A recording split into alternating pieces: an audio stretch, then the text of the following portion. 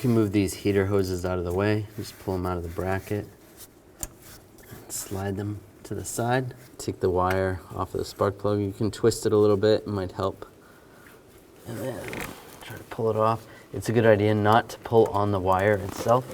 Just try to pull on the base. You can slide this out of the way. Before we take the spark plug out, just take a little compressed air and just blow around the plug. There may be some sand in there or dirt or debris. Get that out of the way. And take a spark plug socket. It's a 5/8 spark plug socket.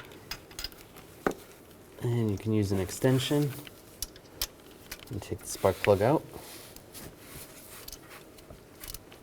And slide the old spark plug out. Take the new spark plug, put in the spark plug socket, and then gently